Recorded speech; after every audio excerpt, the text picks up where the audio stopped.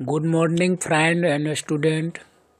Mechanical diesel theory class में हम हाजिर हैं। पिछले क्लास में हमने फायर एक्सटिंग्विशर के प्रकार के विषय में जानकारी प्राप्त किए, जिसमें देखे कि विभिन्न प्रकार के फायर एक्सटिंग्विशर उपयोग में लाए जाते हैं। आज हम लोग पढ़ेंगे फर्स्ट एड मतलब प्राथमिक उपचार, इनके विषय में जानकारी प्राप्त करेंगे। फर्स्ट एड है क्या, ये सबसे पहले जानेंगे।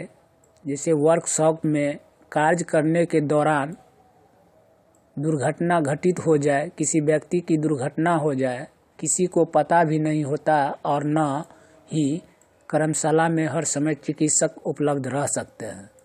ऐसी स्थिति में दुर्घटनाग्रस्त व्यक्ति को अस्पताल ले जाने से पहले तुरंत चिकित्सा देने के लिए कर्मचारियों को उचित प्रशिक्षण देना चाहिए, जिससे ज़रूरत पड़ने पर प्राथमिक उपचार कर सके। अब कहने का अर्थ ये हो गया कि जब भी इतनी सावधानी बरतने के बावजूद भी अगर दुर्घटना घट जाता है कहीं वर्कशॉप में या अप्रेंटिस में, तो उस स्थिति में हमको एक फर्स्ट एड प्राथमिक उपचार का अनुभव रहना बहुत ज़रूरी है। प्राथमिक उपचार लेने का मतलब हुआ कि सभी कर्मचारी को यह ध्यान रखना चाहिए कि वहाँ जो है डॉक्टर उपलब्ध नहीं है। ऐसी स्थिति में हमको कैसे कर्मचारी को बचाना है, इनके विषय में हम पढ़ेंगे। प्राथमिक उपचार के लिए कार्यशाला में निम्नलिखित साधन दवाई होनी चाहिए। यानी कि कोई भी कर्मशाला वर्कशॉप हो या अप्रेंटिस हो, वहाँ पर क्या है कह रहा है कि दवाइयों निम्नलिखित साधन व दवाई होनी चाहिए। क्योंकि फर्स्ट एड बॉक्स का चर्चा हमने किए थे। इसी फर्स्ट एड बॉक्स में मेरा पहला नंबर में है डिटोल रहना चाहिए। दूसरा है दर्द निवारक गोली भी होना चाहिए। तीसरा है रुई होना चाहिए। चौथा में है वर्नॉल होना चाहिए। पाँचवा में है कच्चा प्लास्टर होना चाहिए। छठा में है जाली वाला कपड़ा होना चाहिए। सातवां में है दवाई देने वाला ग्लास भी होना चाहिए। आठवां है टिंचर आयोडीन भी होना चाहिए। तो ये चीज़ सब होना बहुत ज़रूरी है फर्स्ट एड बॉक्स में। अब देखते हैं कि प्राथमिक उपचार के समय ध्यान देने योग्य बिंदु। अब हम जब प्राथमिक उपचार करेंगे डॉक्टर को आने से पहले, तो उस स्थिति में हमको क्या क्या बिंदु पर ध्यान देना है। पहला है दुर्घटनाग्रस्त व्यक्ति की चोट पड़ा स्थिति को दुख कर घबराना नहीं चाहिए। यानी देखकर दुर्घटनाग्रस्त व्यक्ति को चोट अगर लग जाए तो उस स्थिति में घबराना नहीं चाहिए। दूसरा है दुर्घटना के बारे में बात करके समय न गवाकर जल्दी से जल्दी प्राथमिक उपचार देना चाहिए। अब होता क्या है कि दुर्घटना हो जाता है और उस स्थिति में क्या करे नहीं करे, इसमें क्या होता है दुर्घटनाग्रस्त व्यक्ति जो है धीरे धीरे सीरियस होते जा रहा है। वह देखना है कि क्या हुआ है, किस पोजीशन में है, उसके अनुसार हम उसका दवाई का उपचार करेंगे। तीसरा है दुर्घटनाग्रस्त व्यक्ति बेहोश है तथा खून निकल रहा है, तो सबसे पहले खून रोकने की कोशिश करना चाहिए। सबसे पहले कह रहा है, बहुत इम्पोर्टेंट है कि अगर कहीं दुर्घटना हो गया किसी साथी का, टेक्नीशियन का, तो उस स्थिति में हमें क्या करना है, अगर खून बह रहा है तो उस स्थिति में हमको खून रोकने की कोशिश करना चाहिए। चौथा नंबर कह रहा है कि प्राथमिक उपचार से पहले जांच ले कि दुर्घटनाग्रस्त व्यक्ति को कहाँ दर्द हो रहा है। कह रहा है कि इससे पहले जांच लेना चाहिए कि उस व्यक्ति से पूछना चाहिए, जिसको दुर्घटना हुआ है उनसे पूछना चाहिए कि ये चोट कहाँ लगा हुआ है, उस चीज़ को पहले देखना चाहिए। नेक्स्ट में देखते हैं। पाँचवा नंबर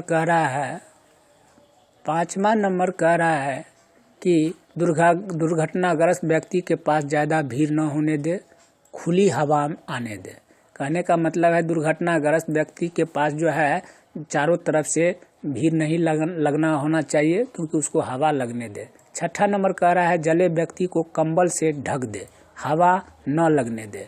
अगर जल गया है व्यक्ति तो उसको क्या कह रहा है कि कंबल से ढकने के लिए, क्योंकि हवा लगने से और उसको दिक्कत महसूस होगा, दर्द होगा।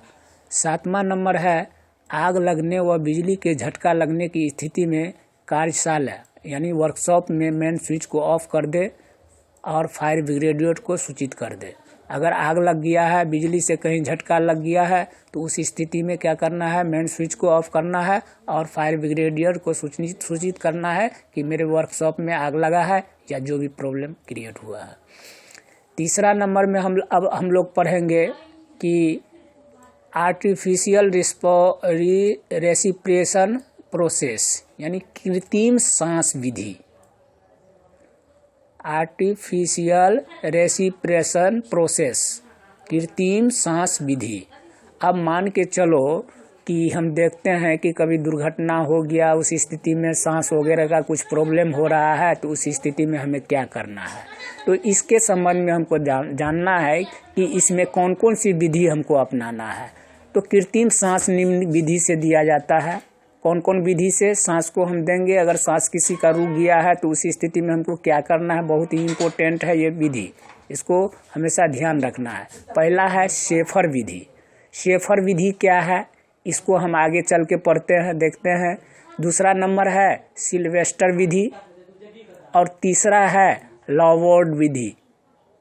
लॉवर्ड विधि मतलब होता है मुख से मुख तक, इसका मतलब ये होता है। आगे हम बारी बारी से तीनों को पढ़ेंगे। तीन विधि में पहला विधि है शेफर विधि। शेफर विधि देखना है कि शेफर विधि क्या कह रहा है। इस विधि में रोगी को आधा लिटाया जाता है और हाथ सिर की ओर फैला दिए जाते हैं। जो हाथ सिर की ओर फैलाया गया है, यहाँ स्पष्ट है, दिख रहा है। सिर को एक ओर घुमा दिया जाता है ताकि मुंह और नाक धरती से अलग रहे। अब उसकी जीभ बाहर निकाल दो। स्वयं रोगी के बगल में घुटनाओं के बल उसके सिर की और मुंह करके बैठो। जिस तरह से यहाँ बैठा हुआ है सेम उसी तरह से करना है शेफर विधि में। अपने हाथ उसकी कमर पर रखो और झुक कर अपनी बॉडी को सीधी और कड़ा करके शरीर को झुकाओ, हाथ पर डाल दो। उससे रोगी के डायफ्राम पर आगे की ओर दबाव पड़ता है और फेफड़ा की हवा बाहर निकलती है। फिर धीरे धीरे हाथ पीछे की ओर घिसकाओ और हाथ पर से बोझ उठाओ। इससे डायफ्राम फिर अपनी पुरानी जगह पर आ जाती है और सांस अंदर आ जाता है। यह काम जो है चालू रखे, कब तक, 1 मिनट में 12 बार इस क्रिया को करते रहना है। कहने का मतलब ये हुआ कि शेफर विधि में हमको इसी तरह से, जिस तरह से इसको लेटाया गया है, इसी तरह से हम क्या करेंगे, उसको लेटाएंगे शेफर विधि में। और जैसे इस पर से क्या किया है, घुटना के बल इस पर बैठ गया, हाथ यहाँ दे दिया, उसके फेफड़ा को क्या करेगा, उदावेगा। तो डायफ्राम, इसका फेफड़ा क्या होगा, नीचे ऊपर होगा। तो उससे क्या करना, 1 मिनट में 12 बार करना है। तो इस तरह से इसका सांस चालू हो सकता है और यह बच सकता है। नेक्स्ट देखते हैं। दूसरा में है सिल्वेस्टर विधि। क्या है, सिल्वेस्टर विधि। इस विधि में रोगी को चित लिटाया जाता है, चित टाइप का। इसमें रोगी को कंधे को तकियों से कुछ ऊपर उठाए और उसकी जीभ बाहर निकाले और रुमाल से साफ करे और हाथ से उसके सीने को दबाए। यह कर्म तब तक जारी रखे जब तक कि उसका श्वसन क्रिया आरंभ न हो जाए। तो ये दूसरा था मेरा क्या, सिल्वेस्टर विधि। इस विधि में क्या किया है, उसका ठीक अपोजिट किया है। जो उस विधि में किया था, इसका क्या किया है, पहला विधि में जो किया था उसका दूसरा विधि जस्ट उल्टा कर दिया गया है। तो इस तरह से हम देखते हैं। अब नेक्स्ट में अब है लॉवर्ड विधि। क्या है, लॉवर्ड विधि। तीसरा नंबर क्या है, लॉवर्ड विधि। इस विधि में रोगी के मुख में कृत्रिम सांस दिया जाता है, जो कि क्रमवार इस प्रकार के से करते हैं। इस विधि में हमेशा क्या करता है, मुख से मुख मिला करके उसको क्रमवार से उसको श्वास अंदर दिया जाता है। ठीक है। इसमें पहला काम हमको क्या करना है, आवश्यकता अनुसार गले को साफ कर ले सबसे पहले, क्योंकि गला साफ इसलिए करना है, मुंह वगैरह इसलिए साफ करना है क्योंकि हो सकता है ब्लड लगा हो। दूसरा काम करना है, सिर के पीछे की ओर झुकाओ। सिर को क्या करना है, जब ये विधि करना शुरू करेंगे तो इस स्थिति में 3 पॉइंट को याद रखेंगे। तीसरा है फेफड़े में वायु प्रवाहित करें। तीसरा पॉइंट हमको क्या करना होगा, जब हम साफ कर लेंगे, दूसरा काम कर लेंगे, सिर को झुका देंगे, तो तीसरा काम है फेफड़ा को वायु में प्रवाहित करना है, यानी कि हवा को फेफड़ा में प्रवेश कराना है। अब देखते हैं यहाँ कि बिजली द्वारा झटका अगर लगता है तो उस स्थिति में क्या करेंगे हम, तो बिजली की तार छूने से कई बार बड़े झटका लगता है और आदमी बेहोश हो जाती है। कई बार तो तार से चिपक कर मनुष्य की मृत्यु भी हो जाती है और अक्सर देखा गया है कि ऐसा व्यक्ति को बचाने वाला व्यक्ति स्वयं भी अपने जीवन को संकट में डाल देते हैं। इसलिए बिजली के करंट लगे मनुष्य को बचाते समय विशेष ध्यान रखना चाहिए। स्पष्ट कर दिया इस पॉइंट को, लिखा गया है कि बिजली से अगर झटका लग गया तो बहुत से ऐसे हैं कि मर भी जाते हैं, कुछ हैं जो बचे रहते हैं। अब उसको किस तरह से हमको उपचार करना है, इसमें स्पष्ट किया हुआ है। अब है कि बिजली से चिपके मनुष्य को कभी भी हाथ से छूने की कोशिश नहीं करनी चाहिए।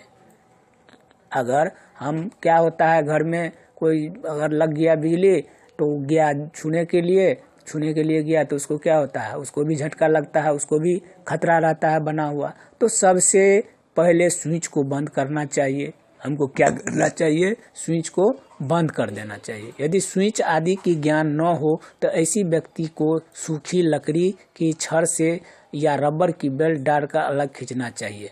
जब अगर ऐसा स्थिति नहीं है तो उसको क्या करेंगे, लकड़ी से उसको मारेंगे, उस तार पर छोड़ाएंगे या रबर का बेल्ट दे करके उसको लगा करके किसी तरह खींचेंगे कि उसमें हम सट नहीं सके। बिजली से चिपके व्यक्ति को गर्म दूध, चाय, कॉफ़ी देना चाहिए। जब बिजली से अगर व्यक्ति को कहीं दुर्घटना होता है, कुछ होता है, तो उसमें हमको कह रहा है कि गर्म दूध, चाय, कॉफ़ी देना चाहिए, यानी ठंडा पानी कभी भी नहीं देनी चाहिए। तो इस तरह से हमने क्या किए, 3 विधि को पढ़े हैं। पहला था शेफर विधि, सिल्वेस्टर विधि और लॉवर्ड विधि। क्योंकि ये VVI है, परीक्षा में पूछा जाता है कि लॉवर्ड विधि में हम क्या करते हैं, क्या करना पड़ता है, ये चीज़ पूछता है परीक्षा में, या पूछ देगा सिल्वेस्टर विधि में हम क्या करते हैं, किस तरह से उसका उपचार करते हैं, कुछ भी पूछ सकता है। ये बहुत इम्पोर्टेंट है। नेक्स्ट क्लास में हम फिर मिलते हैं। लेकिन जाने से पहले क्वेश्चन दिया जा रहा है जो आप लोगों को कमेंट करके बताना है। आर्टिफिशियल रेस्पिरेशन प्रोसेस कितने प्रकार के होते हैं, कमेंट में ज़रूर बताने का कोशिश करें। धन्यवाद।